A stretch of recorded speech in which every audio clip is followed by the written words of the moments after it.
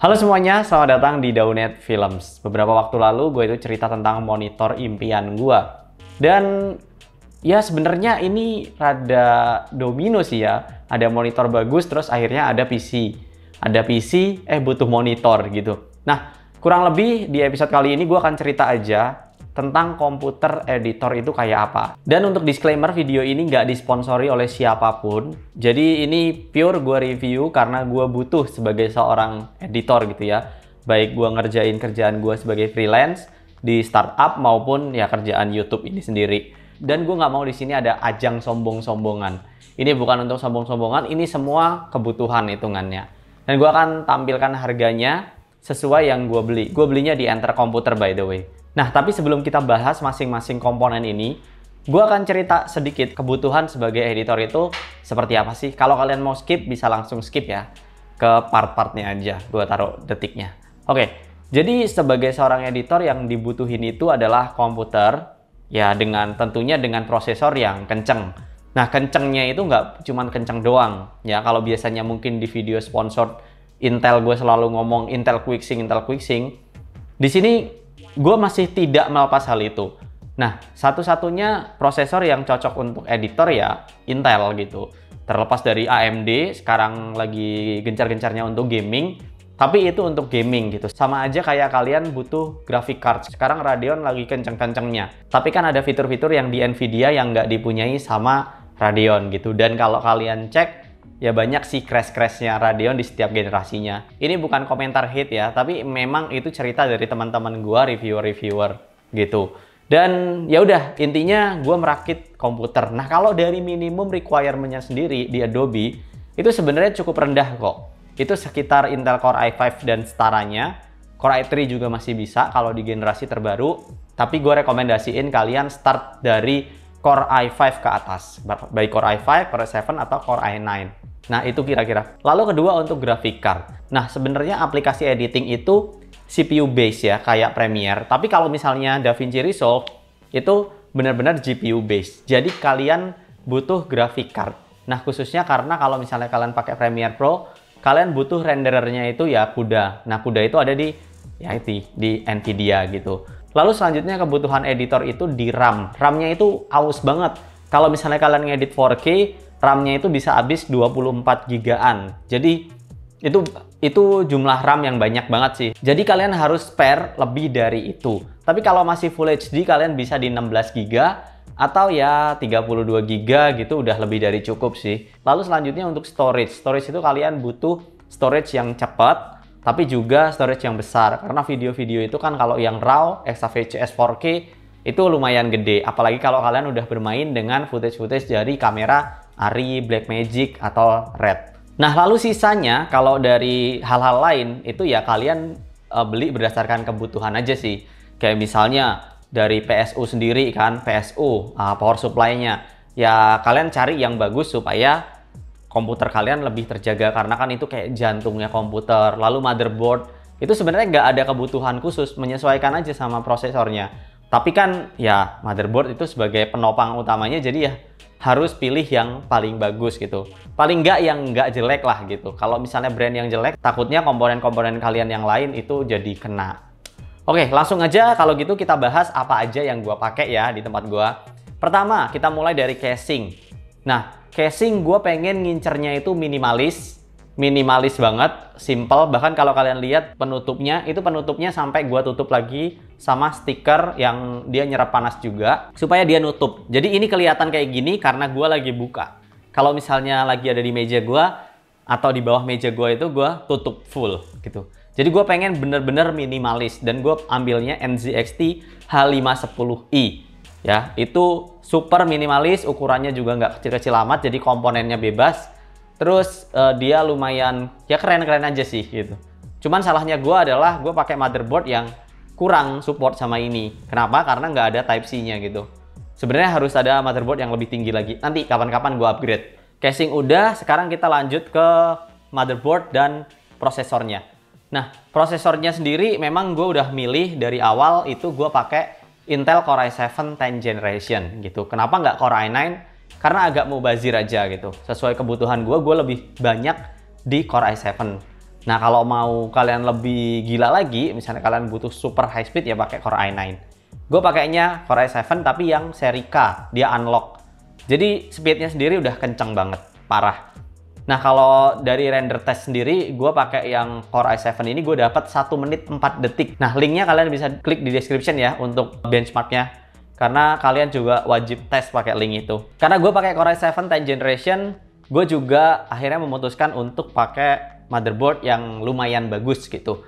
Tapi paling nggak yang nggak jelek-jelek amat lah, nggak yang murah-murah amat. Gue pakai Gigabyte seri Z490M. Nah, ini seri Z ya. Gue nggak terlalu detail tahu banget, cuman setahu gue ya seri Z, seri yang udah support untuk overclock gitu. Walaupun nggak pernah kepake, tapi paling nggak dia akan ngimbangin prosesor gue gitu. Nah, setelah kita ngebahas tentang prosesor dan motherboardnya, sekarang kita bahas komponen yang cukup penting dalam komputer yang kita manfaatkan CUDA core-nya. Nah, gue pakai Nvidia GeForce 2070 Super OC. Nah, ini dari punyanya MSI Ventus ya. Kenapa gue pakai MSI? Karena gini, gue menemukan teman-teman gue itu pakai sama GeForce RTX 2070 Super. Tapi fan-nya berisik, terus ya itu gue nggak tahu ya nanti di balik itu ada apa gitu. Jadi untuk graphic card sendiri gue pakai yang brandnya oke lah, karena ini komponen yang menurut gue ini dari brandnya sendiri Nvidia kan bagus. Nah, dilempar ke vendor siapa nih?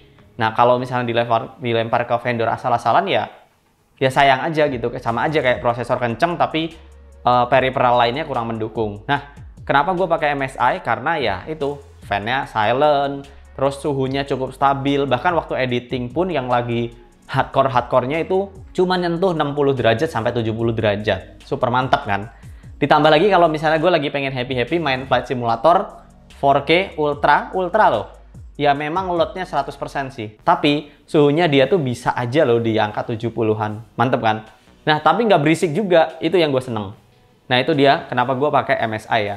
Nah, selanjutnya adalah yang nggak kalah penting dalam editing itu RAM. Kalian pernah kan ngerasain RAM-nya kecil, jadinya kalian terhambat editingnya. Nah, makanya gue di PC gue ini, gue pakai RAM Corsair Vengeance yang Pro, itu 64 GB. Jadi, sangat oke buat ngedit. Karena kebutuhannya misalnya ya, gue nggak tahu ngitungnya gimana, tapi setiap kali ngedit, itu selalu habis di angka 20-an sekian.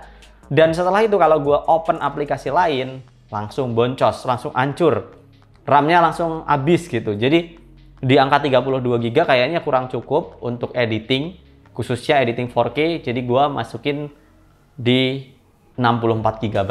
Nah, kenapa gue pakai Corsair? Karena ya brandnya udah terpercaya, sama RAM ini memegang peranan penting dalam stabilitas komputer kalian gitu.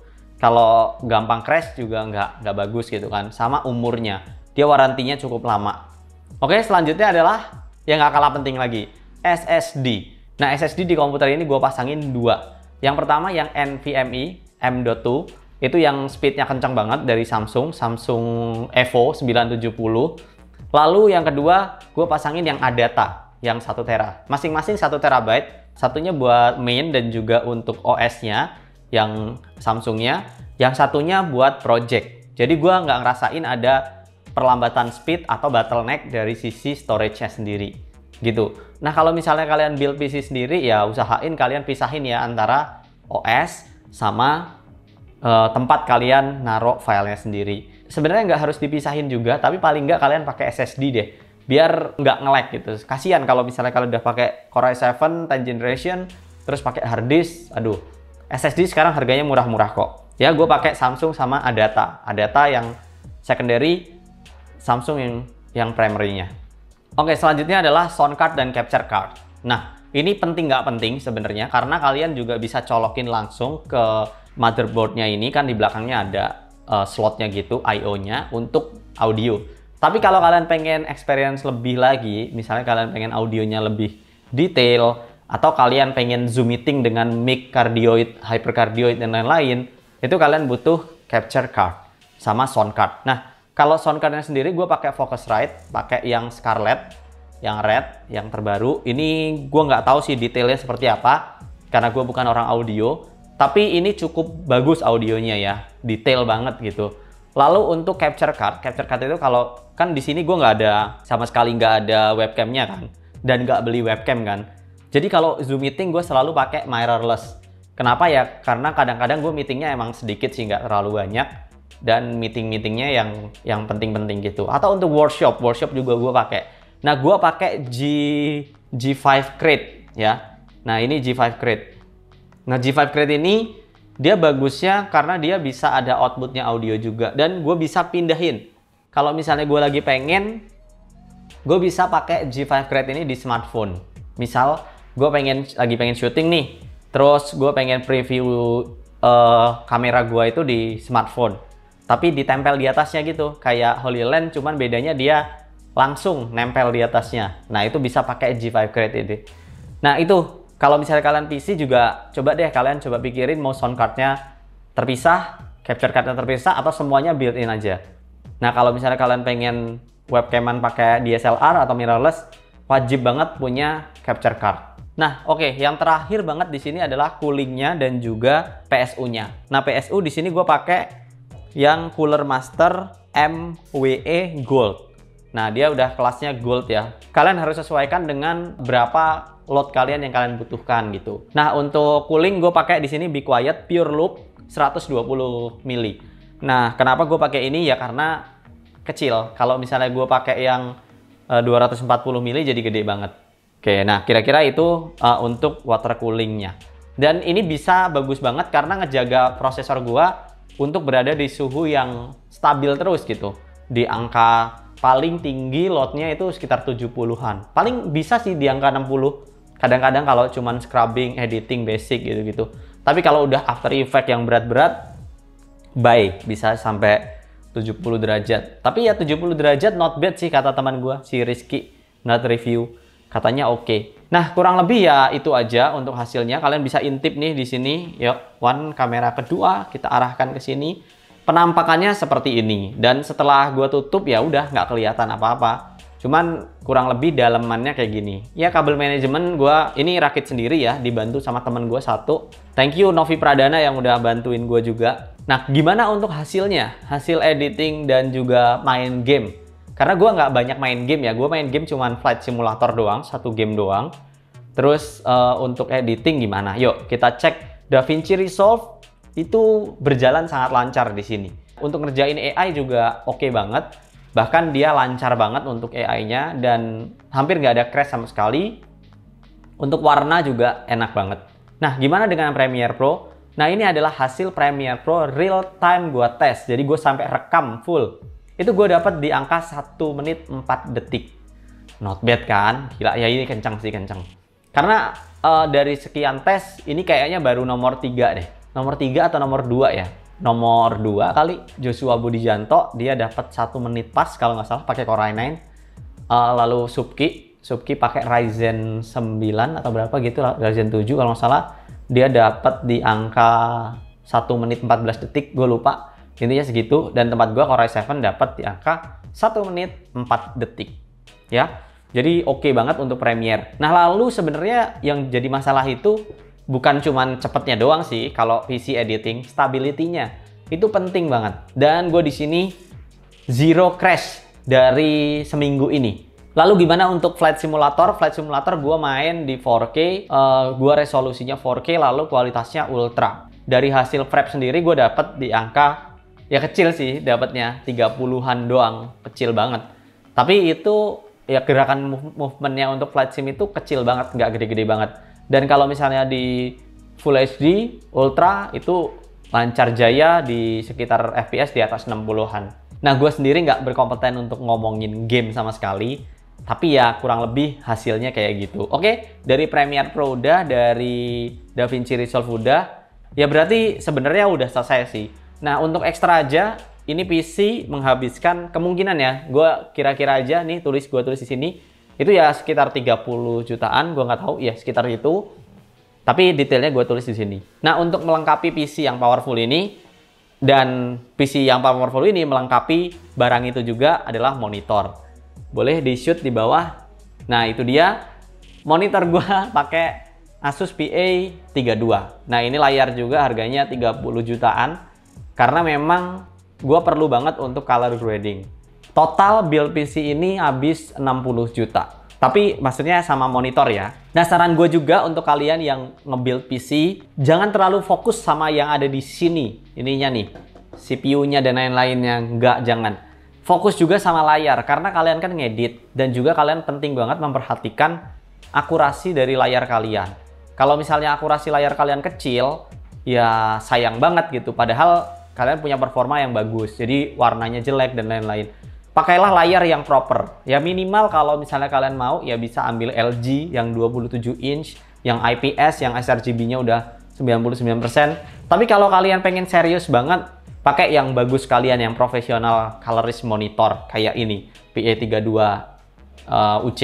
Ya balik lagi sih ke kebutuhan kalian ya, dan juga budget kalian ya. Nah, gue sendiri di episode ini memang cuman sharing doang, pengen ngasih tahu ke kalian ya kalau misalnya build PC itu untuk editing kayak apa gambarannya kurang lebih. Nah, kalau misalnya mau yang di bawah ini, kalian bisa pakai i7 10 Gen khususnya. Lalu graphic cardnya kalian bisa pakai 2060 atau pakai yang seri 1060 ya. Masih ada kan 1060, itu masih enak juga kok dipakai. Nggak perlu gaya-gayaan juga, yang penting works lah, komputer kalian berjalan bagus. Malah misalnya tadi pakai i7, pakai 1650 misalnya, ya itu oke banget gitu. Tapi layarnya nanti kalian bisa mentokin, layarnya jadiin yang bagus. Misalnya layar yang LG 27 inch gitu-gitu, yang IPS, atau yang 24 inch tapi yang IPS, akurasi tinggi. Nah, kurang lebih itu aja guys. Ini review ini nggak gue script sama sekali ya. Gue cuma ceritain aja apa yang gue bikin dan gimana hasilnya. Kurang lebih kayak gitu guys untuk PC editing kali ini. Sorry kalau ngomongnya agak berantakan, tapi mudah-mudahan kalian nangkep lah maksudnya. Thank you for watching and always. Aduh, penyok. Nggak ada isinya, udah ditaruh sini. Always out of the box.